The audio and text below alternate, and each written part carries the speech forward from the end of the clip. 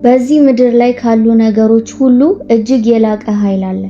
በሰው ዕውቀት ውስጥ አይገኝም፣ በሀብትም ውስጥ አይደለም፣ የዚህ ዓለም መዋቅሮች ወይም ስርዓቶች ውስጥ አይደለም። እርሱ የመንፈስ ቅዱስ ኃይል ነው። መንፈስ ቅዱስ ተጽዕኖ ብቻ አይደለም፣ እርሱ ዝም ብሎ ተሞክሮ ብቻም አይደለም።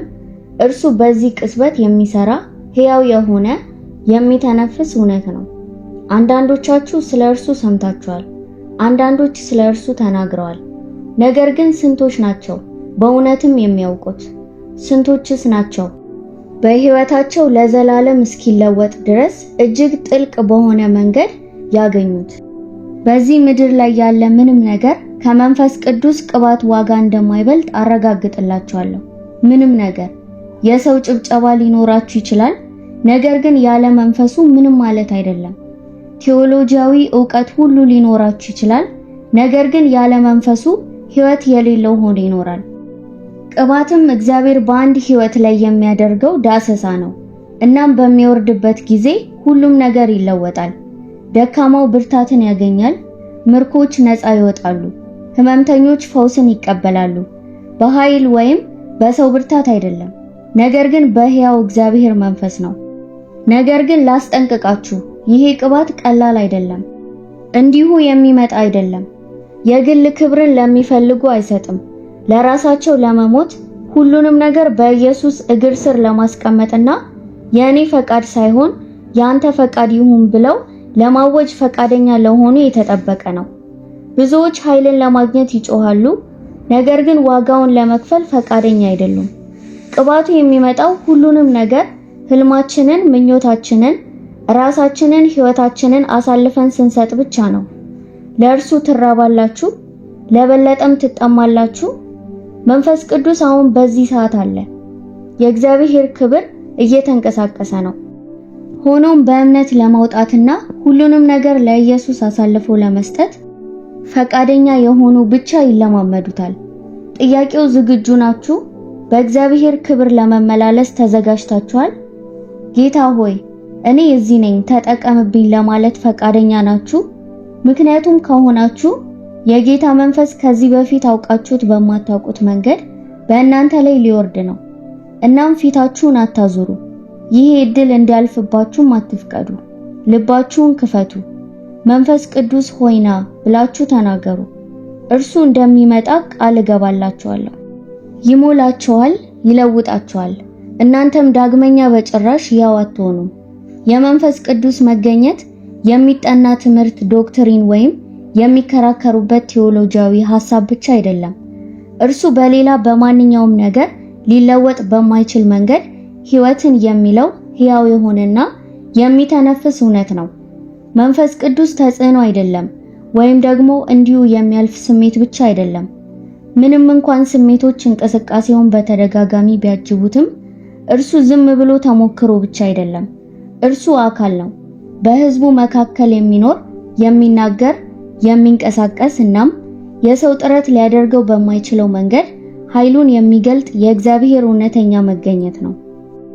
እናም መንፈስ ቅዱስን በእውነት ማወቅ ማለት ተአምራት ተራ ነገር በሆኑበት፣ ሸክሞች በሚቀሉበትና ሕይወት በእግዚአብሔር አስገራሚ መገኘት ወዲያውኑ በሚለወጥበት ዓለም ውስጥ መመላለስ ነው።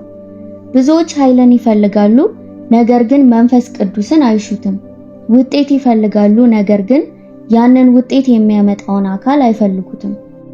እነሱ ምልክቶችንና ድንቆችን ይፈልጋሉ። ተአምራት ግን ከእግዚአብሔር መንፈስ ጋር ካለው ጥልቅ ቅርርብ የሚፈሱ መሆናቸውን አያውቁም። በቤተ ክርስቲያን ውስጥ ትልቁ አሳዛኝ ነገር የፕሮግራሞች፣ የክህሎት ወይም የሰዎች መገኘት ማጣት አይደለም። አሳዛኙ ነገር ብዙዎች ስለ መንፈስ ቅዱስ ያላቸውን ንቃት ማጣታቸው ነው። ስለ እርሱ ይናገራሉ፣ ስለ እርሱ ያስተምራሉ፣ ሆኖም ግን በግል አያውቁትም። የማይቻለውን የሚቻል የሚያደርገውን ትተው በውጤቱም በራሳቸው ብርታት፣ ጥረት፣ ድካምና መታገል ውስጥ ይመላለሳሉ። እናም የመንፈስ ቅዱስ መገኘት በሞተ ሃይማኖትና ከእግዚአብሔር ጋር ባለው ሕያው ግንኙነት መካከል ያለው የመለያያ መስመር ነው። ያለ እርሱ ክርስትና ሕይወት የሌለው ሕጎች፣ ወጎችና የአምልኮ ስርዓቶች ብቻ ናቸው። ነገር ግን እርሱን ሲቀበሉት ሁሉም ነገር ይለወጣል። ከባቢ አየር ይለወጣል። በጣም የቀዘቀዘው ልብ ለኢየሱስ ባለው ፍቅር ይቀልጣል። የደነደኑ ኃጢአቶች በንስሐ ይሰበራሉ። ህመምተኞች ይፈወሳሉ። ይህም የሆነው በቅልጥፍና በተነገሩ ቃላት ወይም በተቀነባበሩ ስብከቶች ሳይሆን የእግዚአብሔር መንፈስ ስለሚንቀሳቀስ ነው። እናም እርሱ ሲንቀሳቀስ ማንም ሳይለወጥ አይቀርም። ለመንፈስ ቅዱስ መገኘት ምንም ምትክ የለውም። ምርጥ ትምህርት፣ ጠንካራ ድርጅት፣ በጣም አስደናቂ ስልቶች ሊኖራቸው ይችላል። ነገር ግን ያለ እርሱ ባዶ ነው፣ ኃይል የለውም። የጥንቷ ቤተክርስቲያን ዓለምን ያናወጠችው በሀብት ወይም በተጽዕኖ ምክንያት አልነበረም። ከዚህ እጅግ የሚበልጥ ነገር ነበራቸው። መንፈስ ቅዱስ ነበራቸው። በእርሱ መገኘት ውስጥ ተመላለሱ፣ በቅባቱ ኖሩ፣ ኃይሉንም ሰሩ። ለዚህ ነው ጴጥሮስ በበዓለ 50 ጴንጤቆስጤ ላይ 3000 ነፍሳትን ወደ መንግስቱ ያመጣ አንድ ስብከት የሰበከው። ለዚህ ነው ጳውሎስ ወደ ጣዖት አምልኮ ከተሞች በመግባት መነቃቃት ሲፈነዳ ያየው። ማስተዋል ወይም ማራኪነት አልነበረም። መንፈስ ቅዱስ ነበር በእነሱ ውስጥ የሚንቀሳቀሰው። እናም ብዙዎች መንፈሳዊ ጉዟቸው ለምን እንደደረቀ ያስባሉ። ጸሎቶች ለምን ኃይል እንደሌላቸው ይሰማቸዋል። እምነት ለምን ድፍረት ያጣል? መልሱ ቀላል ነው። በመንፈስ ቅዱስ አልተሞሉም።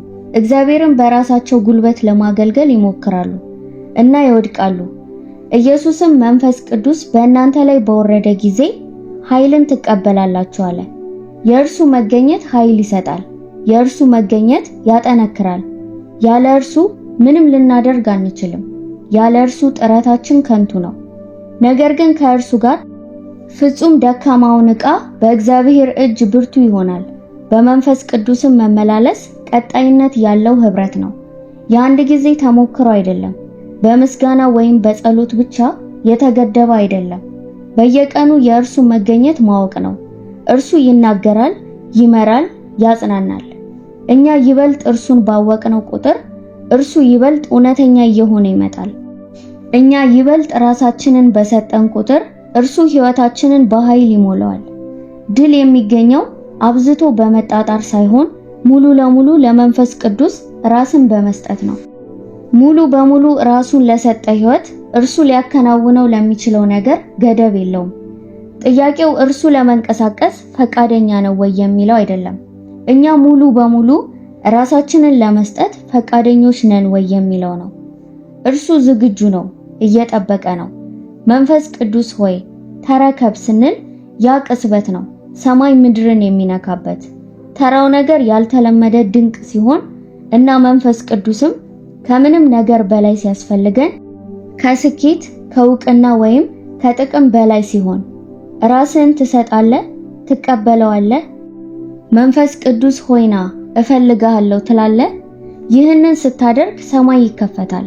እናም ከመረዳት በላይ የሆነን ኃይል፣ ፍቅርና ክብር ትለማመዳለህ። ራስን መስጠት ደግሞ ለቅባቱ ቁልፍ ነው። ተሰጥኦ፣ ዕውቀት ወይም ጥረት ብቻውን ሊያመጣው አይችልም። ቅባቱ የሚያርፈው ሙሉ በሙሉ ለእግዚአብሔር ራሳቸውን በሰጡት ላይ እንጂ በራሳቸው በሚተማመኑት ላይ አይደለም። ቅባቱ ይገኛል፣ ነገር ግን ዋጋው ሙሉ በሙሉ ራስን መስጠት ነው። ትዕቢት፣ ምቾት፣ ስም፣ ዝና እና ምኞቶች መጣል አለባቸው። ክርስቶስ ብቻ እንዲቀር። በአንድ ጊዜ በራስህና በመንፈስ ልትሞላ አትችልም። ራስን የመስጠት ቅጽበት መንፈስ በኃይል የሚመጣበት ቅጽበት ነው። ኢየሱስ ይህንን አሳይቷል። ምንም እንኳን እርሱ የእግዚአብሔር ልጅ ቢሆንም በራሱ ኃይል ሳይሆን በመንፈስ ኃይል ሰርቷል። እርሱም ከራሴ ምንም አላደርግም፣ ነገር ግን አብ እኔን የሚያሳየኝም ብቻ አለ። በእርሱ ላይ ሙሉ በሙሉ ጥገኝነቱ የእግዚአብሔር ኃይል ያለ ልክ እንዲፈስ ፈቅዷል። ኢየሱስ ሙሉ ራስን መስጠት ካስፈለገው እኛማ ምን ያህል ይበልጥ ያስፈልገን ይሆን? እናም ብዙዎች ቅባትን ይመኛሉ፣ ነገር ግን በኃጢአት፣ በግል ዕቅዶች፣ በፍርሃት ወይም በጥርጣሬ ላይ ሙጥኝ ይላሉ። ነገር ግን ራስህን በሰጠህበት ቅጽበት መንፈሱ ይገባል፣ ይሞላሃል፣ ኃይል ይሰጥሃል እና ከማሰብህ በላይ ይጠቀምብሃል። ራስን መስጠት የዕለት ከዕለት ቋሚ ነገር ነው። የእኔ ፈቃድ ሳይሆን ያንተ ይሁን። ማመን፣ መታዘዝ፣ በእምነት መራመድ ነው። ቅባቱ በመንፈስ ለሚመሩ ከምንም ነገር በላይ የእግዚአብሔርን መገኘት ከፍ አድርገው ለሚመለከቱት ነው። የታሪክ ታላላቅ ወንዶችና የእግዚአብሔር ሴቶች በጣም ተሰጥኦ ያላቸው አልነበሩም። ራሳቸውን የሰጡ ነበሩ። ተአምራትና ለውጦች በእነሱ ውስጥ ፈሰሱ፣ ምክንያቱም ራሳቸውን ስለሰጡ። እናም ሙሉ በሙሉ ለመስጠት ፈቃደኛ የሆነ ትውልድ ያስፈልገናል። ለግል ክብር፣ ለስኬት ወይም ለምቾት ሳይሆን በእግዚአብሔር መገኘት የተዋጠ። ጌታ ሆይ ምንም ቢጠይቅ ኃይልህን እፈልጋለሁ የሚል ትውልድ። እግዚአብሔር በእነዚህ አይነት ሰዎች ላይ መንፈሱን ያለ ልክ ያፈሳል፣ ይቀባል እና ዓለምን እንዲያናውጡ ኃይል ይሰጣቸዋል። ኃይሉ ይገኛል። ጥያቄው ራስህን ትሰጣለህ? ትለቃለህ? ለመንፈሱ ሙሉ ግዛትን ትፈቅዳለህ? ሰማይ ሕይወትህን ያጥለቀልቃል፣ እንዲሁም ቅባቱ ለዘላለም ይለውጣል። እናም የመንፈስ ቅዱስ ቅባት ጊዜያዊ ስሜት አይደለም። የእግዚአብሔር ኃይል ዓላማውን ለመፈጸም የሚያርፍበት ነው። ለራስ ጥቅም ሳይሆን ኢየሱስን ለማክበር ነው። ቅባቱ ስሙን ከፍ ያደርጋል፣ ሕይወትን ይለውጣል፣ እንዲሁም መንግስቱን ያስፋፋል። ቅባት ለግል መንግስት የሚተነተን የሚገዛ ወይም የሚጠቀም አይደለም። ክርስቶስ ብቻ ከፍ እንዲል በሚፈልጉ ዕቃዎች ላይ ያርፋል። በምትቀበሉት ጊዜ ትኩረቱ ፈጽሞ በራስ ላይ ሳይሆን ሙሉ በሙሉ በእግዚአብሔር ላይ ነው። እናም ቅባቱ ሊመስል ወይም ሊፈጥር አይችልም። ስልጣኑ፣ መገኘቱና ኃይሉ ከሰው በላይ ነው። የሚነገሩ ቃላት መለኮታዊ ክብደት አላቸው። ያለ መንፈስ የተፈጥሮ ስጦታዎች ዘላለማዊ ተጽዕኖ የላቸውም። ክህሎቶች ሰዎች ሊያደንቋቸው ይችላሉ፣ ነገር ግን ያለ መንፈስ ልብን መለወጥ አይችሉም። የመንፈስ ቅዱስ ቅባት ተራ ነገር አይደለም። የሚመጣና የሚሄድ ቀለል ያለ ኃይል አይደለም። እርሱ ወንዝ፣ ጅረት፣ ራሱን አሳልፎ በሰጠ ሕይወት ውስጥ የሚፈስ እሳት ነው።